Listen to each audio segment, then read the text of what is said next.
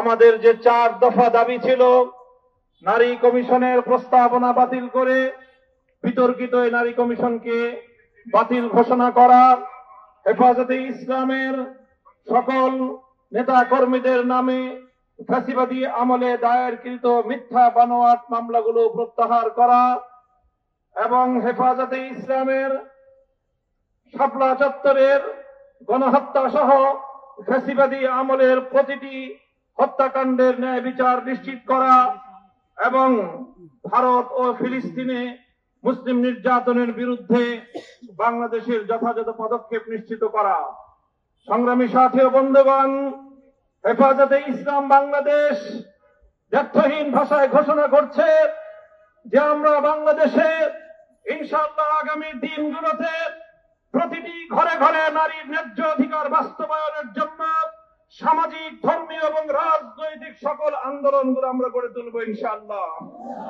প্রতিটি ঘরে বাবা মায়ের উত্তরাধিকার সম্পত্তি থেকে যেভাবে নারীদেরকে বঞ্চিত করা হয়, কন্যা সন্তানদেরকে আল্লাহ প্রদত্ত অধিকার থেকে বঞ্চিত করা হয়, সে বিষয়ে রাষ্ট্র যদি যথাযথ পদক্ষেপ গ্রহণ করতে ব্যর্থ হয়, হেফাজতে ইসলাম দায়িত্ব গ্রহণ করে প্রতিটি ঘরে ঘরে কন্যাদেরকে তাদের পিতার উত্তরাধিকার সম্পত্তি প্রাপ্তি নিশ্চিত করবে ইনশাআল্লাহ।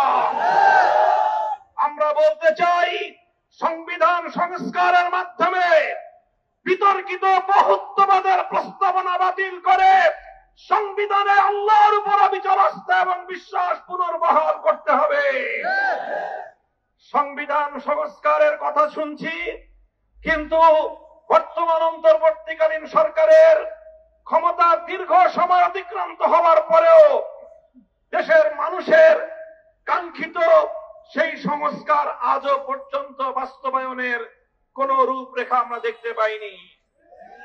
আমরা অন্তর্বর্তীকালীন সরকার প্রধানকে বলতে চাই, জনাব ডক্টর ইউনূস সাহেব, মেহেরবানি করে আপনি প্রথমে অনতিবিলম্বে সংবিধান সহ রাজনৈতিক ব্যবস্থা এবং নির্বাচন ব্যবস্থা সহ গুরুত্বপূর্ণ প্রতিটি সংস্কারের রোডম্যাপ ঘোষণা করেন। কবে নাগাদ আপনারা এই সকল সংস্কারগুলো করবেন? এই সংস্কারগুলোর একটা রোডম্যাপ ঘোষণা করেন। রোডম্যাপের ভিত্তিতে যথা উপযুক্ত সময়ে একটি যৌক্তিক সময়ের মধ্যে নির্বাচনের রোডম্যাপ ঘোষণা করেন। আর সেই নির্বাচন বাস্তবায়নের আগে বাংলাদেশের হাজার হাজার মানুষের রক্তের দাগ লেগে আছে যে খুনি ফ্যাসিবাদী শেখ হাসিনা এবং তার খুনি মন্ত্রিসভা এবং প্রশাসনের হাতে, তাদের বিরুদ্ধে আইনানুগ ব্যবস্থা গ্রহণ সহ তাদের বিচার কার্যক্রমকে দৃশ্যমান পর্যায়ের উন্নতি করতে হবে। আজও পর্যন্ত সেগুলো বিষয় নিয়ে এদেশের মানুষ আশ্বস্ত হতে পারেনি। বাংলাদেশের বিগত জুলাই এবং আগস্ট বিপ্লবের প্রতিটি অংশীজনকে আমি আজ হেফাজতে ইসলামের পক্ষ থেকে উদাত্ত আহ্বান জানাতে চাই। বিগত 15 বছরের ফ্যাসিবাদী আমলে আমরা যারা রক্ত দিয়েছি রাজপথে, জীবন দিয়েছি রাজপথে, সকলকে আমি অ্যাড্রেস করি।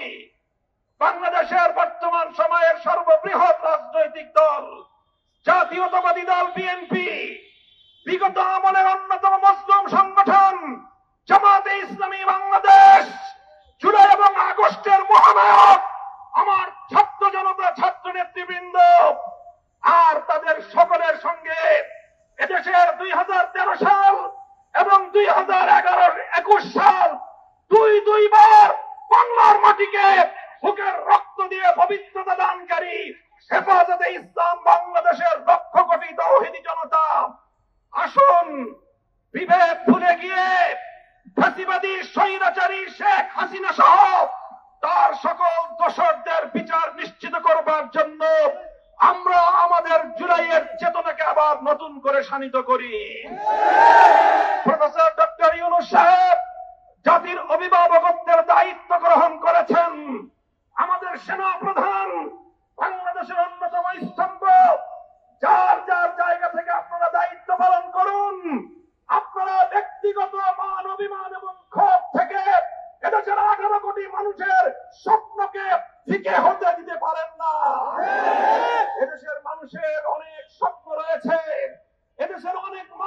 সন্তান হারিয়েছে, তাদের চোখের অশ্রু এখনো শুকিয়ে যায়নি, শহীদের রক্তের দাগ এখনো বাংলার রাজপথ থেকে মুছে যায়নি। এখনো ক্ষমতা নিয়ে এত মারামারি করা এবং এত হানাহানিতে লিপ্ত হওয়া আমাদের জন্য সমীচীন হবে না। বিএনপি সহ সকল রাজনৈতিক দলগুলোকে বলতে চাই, এভাবে আলটিমেটাম দিয়ে এবং এভাবে টাইম ফ্রেম বেঁধে দিয়ে দেশকে সামনের দিকে অগ্রসর করা সম্ভব হবে না। সহনশীল অবস্থানে আসুন, প্রত্যেকে দায়িত্বশীল ভূমিকা পালন করুন। হেফাজতে ইসলাম বাংলাদেশ বাংলাদেশের আধ্যাত্মিক সংগঠন এবং সকল রাজনৈতিক সংগঠনগুলোর অভিভাবক সংগঠন হিসেবে ঐতিহাসিক ভূমিকা পালন করবে ইনশাআল্লাহ। হেফাজতে ইসলামের মঞ্চ থেকে আমি আমাদের বাংলাদেশের এই ক্রান্তিকালের ত্রাতা হিসেবে আবির্ভূত অধ্যাপক প্রফেসর ডক্টর ইউনূস সাহেবকে আহ্বান জানাতে চাই, আপনি আপনার সংস্কার কার্যক্রম সুসম্পন্ন করুন। এদেশের রাজনৈতিক দলগুলোকে সঙ্গে নিয়ে নির্বাচন ব্যবস্থার আমূল সংস্কার সাধন করুন। প্রচলিত বর্তমানের দুর্বৃত্তায়নের নির্বাচনী ব্যবস্থায় এদেশের মানুষ বিশ্বাস করে না। এই দুর্বৃত্তপনা নির্বাচনের মাধ্যমে কিছু দুর্বৃত্তরাই সংসদ সদস্য হতে পারে, ভালো মানুষের সংসদ সদস্য নির্বাচিত হওয়ার কোন ব্যবস্থা নেই।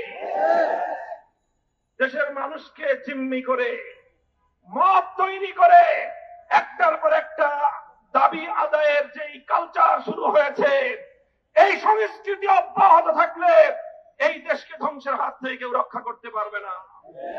বিগত ফ্যাসিবাদী সরকারের যারা দোষর ছিল, যারা পৃষ্ঠপোষক, ফ্যাসিবাদের জন্মদাতা যারা, তাই আমরা লক্ষ্য করছি আমাদের মধ্যকার পারস্পরিক দ্বন্দ্ব সংঘাত গুলোকে উস্কে দিয়ে বাংলাদেশকে ধ্বংসের তার প্রান্তে তারা উপনীত করবার চেষ্টা করছে।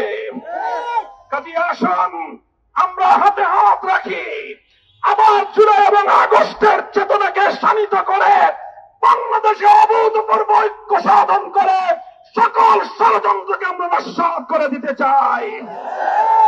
ছাত্র নেতৃবৃন্দ, তোমাদেরকে আমি বলবো, তোমাদের ত্যাগ, তোমাদের কোরবানি, জুলাই এবং আগস্টের বিপ্লবে তোমাদের ঐতিহাসিক নেতৃত্ব এদেশের মানুষ হাজার বছর পর্যন্ত স্মরণ করবে। কাজেই তোমরাও দায়িত্বশীল ভূমিকা পালন করো। রাজনৈতিক দলগুলোর সঙ্গে অযথা বাক বিতণ্ডায় জড়ানোর কোনো প্রয়োজন নেই। বিএনপি এবং জামায়াতে ইসলামীকে বড় রাজনৈতিক দল হিসেবে আপন আপন জায়গা থেকে গুরুত্বপূর্ণ ভূমিকা পালন করার উদাত্ত আহ্বান জানাই। ইসলামী আন্দোলন বাংলাদেশ সহ সকল রাজনৈতিক দলগুলোকে ঐক্যবদ্ধভাবে চলমান এই পরিস্থিতিকে মোকাবেলা করবার উদাত্ত আহ্বান জানাই।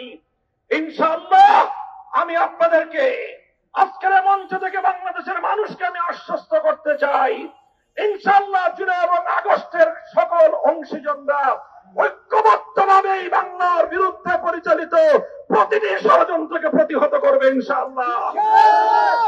প্রফেসর ইউনূস সাহেব ক্ষমতায় আছেন এবং ইনশাআল্লাহ তিনি একটি যৌক্তিক সংস্কার এবং যৌক্তিক সময়ের মধ্যে নির্বাচন পর্যন্ত তিনি ক্ষমতায় থাকবেন এবং তিনি নারী কমিশনের কোন কুপ্রস্তাব বাস্তবায়ন করবার কোন ধরনের দুঃস্বপ্ন তিনি দেখবেন না। ইনশাআল্লাহ আগামী দিনে নারীর ন্যায্য অধিকার বাস্তবায়নে হেফাজতে ইসলাম মাঠে ঘাটে ঘরে ঘরে তার তৎপরতা পরিচালনা করবে। আপনারা হেফাজতের সঙ্গে থাকবেন তো ইনশাআল্লাহ? হেফাজতে ইসলামের এই শাহাদাতের খুন রাঙা এই মে মাসের মধ্যে আমরা শাপলা চত্বরের গণহত্যার বিচার কার্যক্রমের দৃশ্যমান একটা উন্নতি এবং আজকের মঞ্চ থেকে শাপলার গণহত্যার বিরুদ্ধে রাষ্ট্রের পক্ষ থেকে কমিশন গঠনের দাবি জানাই। এভাবেই যেন আমাদের ঐক্যবদ্ধভাবে আমরা বাংলাদেশকে রক্ষা করব।